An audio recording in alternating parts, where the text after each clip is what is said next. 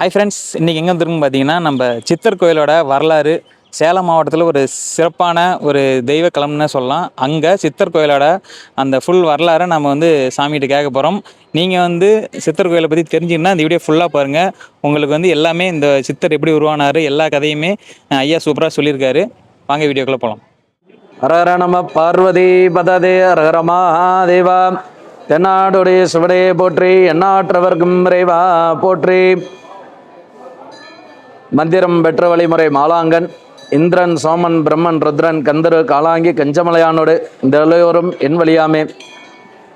பேரன்பு சார்ந்த பக்தகோடி மேன்பர்களே, நாம் இப்பொழுது பார்க்கக்கூடிய ஸ்தலம் சேலம் மாவட்டம் சேலம் மேற்கு வட்டம் கஞ்சமலை அருள்மிகு ஸ்ரீ சித்தேஸ்வர சுவாமி திருக்கோயில். இந்த கோவிலுக்கு பார்த்தீங்கன்னா அமாவாசை கோயில்னு ஒரு பெயர் இருக்குது. இந்த கோயில் எங்கே இருக்குது அப்படின்னா, சேலத்தில் இருந்து மேற்கே 16 கிலோமீட்டர் தொலைவில் இளம்பிள்ளை என்று சொல்லக்கூடிய பகுதியில் அமைந்துள்ளது. நம்ம இன்றைய தினம் ஆடி அமாவாசை தினத்திலே நாம் இந்த கோவிலை பற்றி பார்க்க போகிறோம். நம்ம ஒரு ஊருக்கு போகிறோம் அப்படின்னா முதல்ல ஸ்தலம், தீர்த்தம், மூர்த்தி அப்படின்னு சொல்லக்கூடிய 3 விஷயங்களை பார்க்கணும். ஸ்தலம் அப்படின்னா அந்த ஊரினுடைய சிறப்பு, அடுத்த மூர்த்தி அப்படின்னா அங்கே உள்ள இறைவனுடைய சிறப்பு, தீர்த்தம் அப்படின்னா அங்கே உள்ள நதிகளுடைய சிறப்பை பற்றி நம்ம பார்க்கணும். அந்த மாதிரி நம்ம எந்த ஊருக்கு போனாலும் முதல்ல இந்த 3 விஷயங்களை பார்க்க வேண்டும். நாம் இன்றைய தினம் இந்த தலம் என்று சொல்லக்கூடிய கஞ்சமலை ஸ்ரீ சித்தேஸ்வர சுவாமியினுடைய ஆலயத்திலே, இந்த ஊருக்கு பேர் பார்த்திங்கன்னா சித்தர் கோயில்னு பேர். ஏன்னா இங்கே சித்தருடைய கோயில் இருக்கிறதுனால இந்த ஊருடைய பேரே சித்தர் கோயில்னு தான் சொல்லுவாங்க. கஞ்சமலை அப்படிங்கிறது நம்ம இந்த மலையை பற்றி பார்க்க போகிறோம். முதல்ல ஸ்தலம்னு சொன்னோம் அப்படின்னா இந்த ஊர், இந்த இடம், இந்த கஞ்சமலை அப்படிங்கிறது எப்படி பெயர் வந்தது, இது எதற்காக வந்ததுங்கிறத நம்ம முதல்ல பார்க்குறோம். 18 சித்தர்களும் பார்த்திங்கன்னா இந்த தென்னாட்டை நோக்கி வராங்க. அப்படி அவங்க வரும்போது பார்த்திங்கன்னா மூலிகை தேடி வராங்க. அப்போ அவங்க வரும்போது தேடி வந்த ஆதாரமாக எந்த ஒரு மூலிகையுமே இருக்காது, வறண்ட பூமியாக இருக்கும்.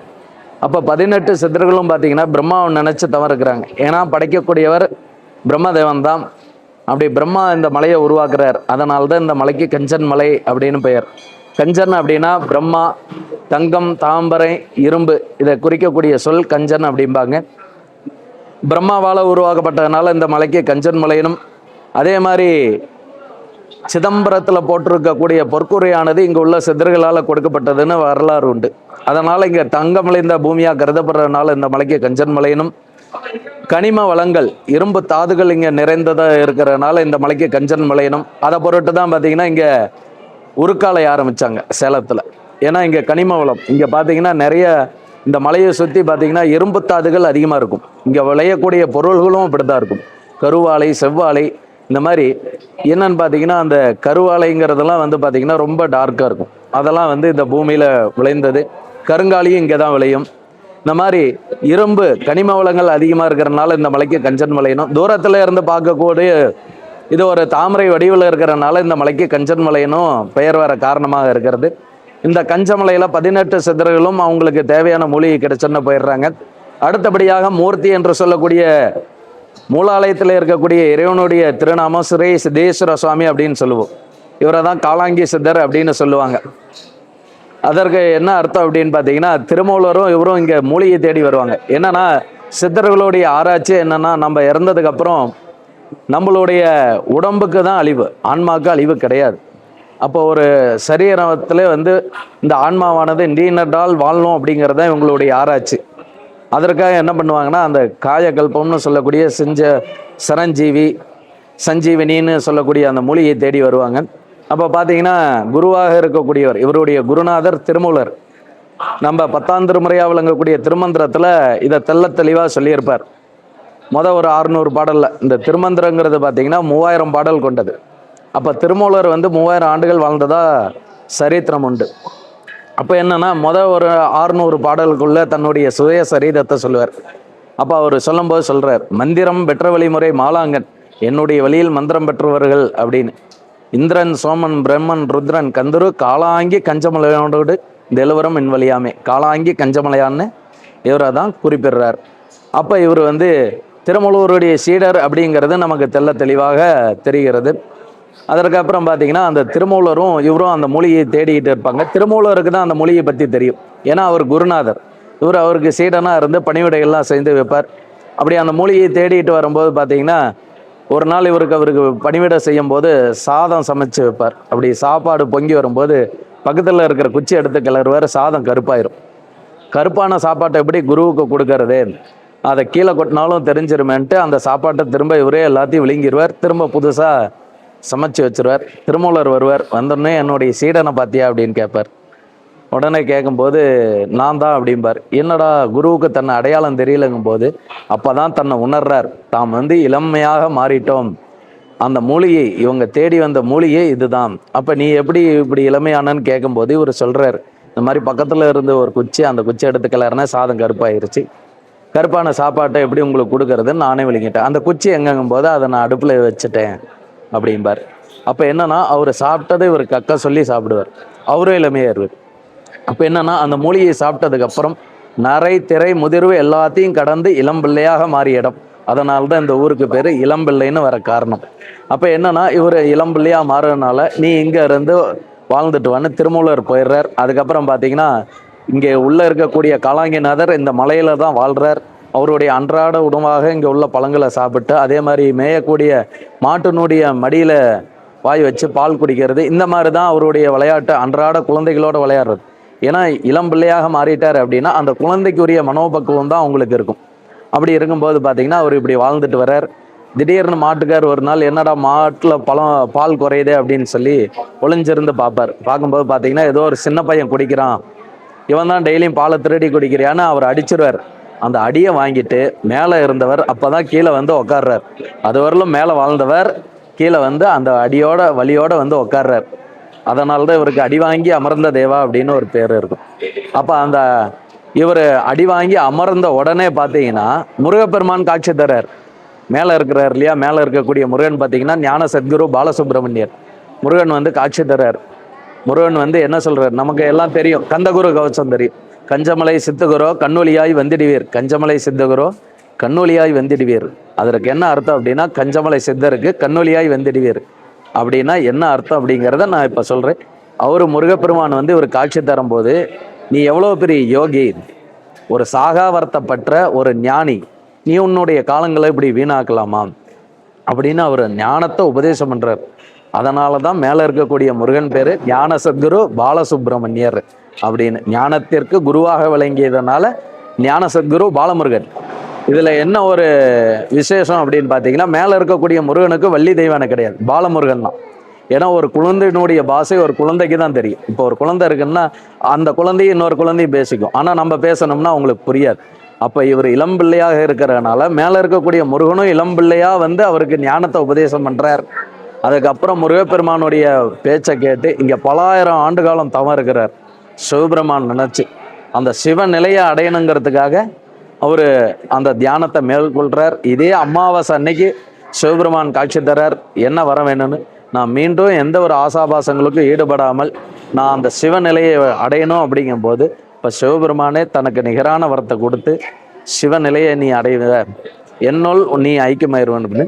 அதனால தான் எல்லா சித்தரும் சித்தர்னு சொல்லுவாங்க. இவர் பேருக்கு பின்னாடி மட்டும் ஈஸ்வரர்னு சேர்த்து சித்தேஸ்வரர் அப்படின்னு சொல்லுவார். அப்போ இங்கே சிவநிலை அடைஞ்சதுனால சிவபெருமானுக்கு என்ன பூஜை பண்ணுவோமோ அதே ஆகம முறைப்படி இவருக்கும் அனைத்து பூஜைகளும் இங்கே நடக்கும். ஆருத்ரா, அதே மாதிரி பார்த்தீங்கன்னா சிவராத்திரி, 4 காலங்கள், இந்த மாதிரி எல்லா பூஜையும் நடக்கும். உள்ளே இருக்கக்கூடிய அப்போ சிவபெருமானே சித்தர் நிலையில் இருக்கிறார் அப்படிங்கிறதா இங்கே தாத்பரியம். நம்ம நிறைய பேர் இங்கே கோயிலுக்கு வரவங்களாம் கேட்பாங்க, சித்தர்னா தாடி இருக்கும், ஜடாமுடி இருக்கும், இங்கே எதுவுமே இல்லையே அப்படின்னு. ஏன்னா அவர் குழந்தை, சிறு வயதிலேயே அந்த யோக நிலையை அடைஞ்சதுனால காலத்தை தன்னுள் அடக்கி அங்கமாக கொண்டவர். அதனால தான் இவரை காலாங்கிநாதர்னு சொல்கிறாங்க. ஆதியும் அந்தமும் இல்லாத யாருன்னா சிவபெருமான் தான். அவருக்கு நிகரான வரத்தை வாங்கினவர் இவர் தான். அப்போ இவருக்கும் அந்த ஆதியும் கிடையாது அந்தமும் கிடையாது, சிவநிலையை அடைந்து தன்னுடைய சரீரத்தை காலமாக கொண்டவர், காலத்தை வென்றவர். அதனால தான் இவருக்கு காலமே அங்கியா. அங்கினா உடலுக்கு மேலே நம்ம கவசம்னு சொல்கிறோம் இல்லைங்களா, அதை தான் அங்கம்னு சொல்லுவோம். அப்படியே காலத்தை அங்கியாக கொண்டவர். அதனால தான் இவர் பேர் காலாங்கிநாதர்னு பெயர். அப்போ பார்த்தீங்கன்னா இங்கே குழந்தையினுடைய உருவத்தில் இருக்கிறனால ஒரு குழந்தைகிட்ட நம்ம அன்போட எதை கேட்டாலுமே கொடுத்துருவாங்க. ஒரு குழந்தை இருக்குன்னா இங்கே வாகன்னா வரும், வாடான்னு மிரட்டினோம்னா என்ன பண்ணும், நம்மளை விட்டு விலகிரும். அந்த மாதிரி உண்மையான பக்தியோடைய மனமுருகி எதை கேட்டாலுமே அதை தரக்கூடிய வடிவில் இங்கே இறைவன் இருக்கிறார். நமக்கு என்னென்ன வேணுமோ அதெல்லாம் இந்த தருணத்தில் நம்ம உண்மையான பக்தியோடு கேட்டோம்னா அது எல்லாத்தையும் கண்டிப்பாக தருவார் அப்படிங்கிறது இங்கே உள்ள மக்களுடைய நம்பிக்கை. அதே மாதிரி குழந்தை இல்லாதவங்க இவரே குழந்தையாக பிறக்கணும், கல்யாணம் ஆகாதவர்கள் எந்த தோஷம் இருந்தாலும் கல்யாணம் நமக்கு நல்லபடியாக நடக்கணும் அப்படின்னு வேண்டிடுதல் வச்சு இங்கே உப்பு மிளகு வெல்லம் நேர்த்திக்கிறார். இந்த உப்பு மிளகு வெல்லம் எப்படி கரையுதோ அந்த மாதிரி எங்களுடைய நோய் நொடி கஷ்டங்கள் கரையணும்னு பிரார்த்தனை பண்ணி அந்த பின்னாடி உள்ள தீர்த்தத்தில் போட்டோம் அப்படின்னா அந்த தீர்த்தத்தை எடுத்து சுவாமிக்கு அபிஷேகம் பண்ணும்போது நம்மளுடைய பிரார்த்தனை இறைவன்கிட்ட நேரடியாக போய் சேரதான் ஐதீகம். இதுதான் இங்கே சிறப்பு. அடுத்தபடியாக பார்த்தீங்கன்னா தீர்த்தம். தீர்த்தம் அப்படின்னா நம்ம அந்த நதிகள், அந்த ஊரில் இருக்கக்கூடிய குளம் குட்டை இதை பற்றி நம்ம சிறப்பை தெரிஞ்சுக்கணும். இந்த மலையில் என்ன சிறப்பு அப்படின்னா இங்கே உள்ள தீர்த்தம் இங்கே பார்த்தீங்கன்னா ஒரு 10-15 கிணறு இருக்கும். அதே மாதிரி இது வந்து காந்த தீர்த்தம்னு கோயிலுக்கு பின்னாடி உள்ள உப்பு குளம்னு சொல்லுவாங்க. இந்த தீர்த்தம் எல்லாமே வந்து பூமியில இருந்து ஊறுற தண்ணி கிடையாது, மலையில இருந்து வரக்கூடிய சொன தீர்த்தம். மலையில மழை பெஞ்சது அப்படின்னா இங்கே நீர்மட்டம் எல்லாமே உயரும்.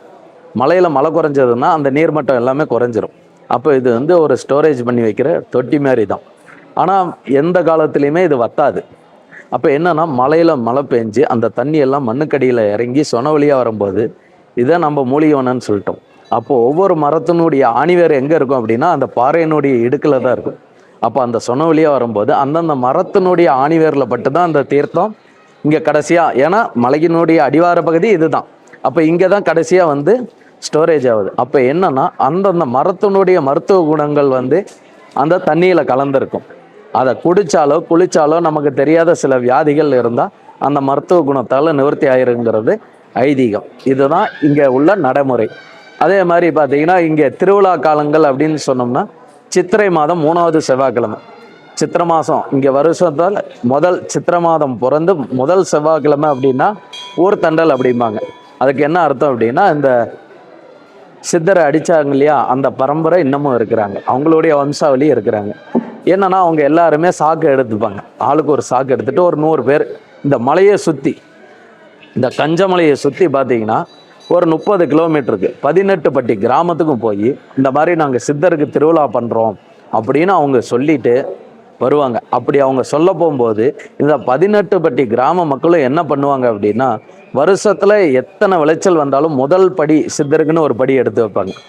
அது மொச்சையாக இருக்கட்டும், பச்சை பயிராகட்டும், நெல்லாகட்டும், எதாக இருந்தாலும் சித்தருக்குன்னு ஒரு பங்கு எடுத்து வச்சுருவாங்க. அப்போ இவங்க அந்த செய்தியை சொன்னோன்னா அவங்க கிட்ட கொடுப்பாங்க. ஒரு வாரம் ஃபுல்லாக அதை கலெக்ட் பண்ணிட்டுவாங்க. அடுத்து 2வது செவ்வாய்க்கிழமை, 2வது வாரம் செவ்வாய்க்கிழமை பார்த்தீங்கன்னா மேல் மலையில் அவர் வாழ்ந்தார் இல்லையா, அங்கே ஒரு சின்னதாக ஒரு கோயில் இருக்கும்.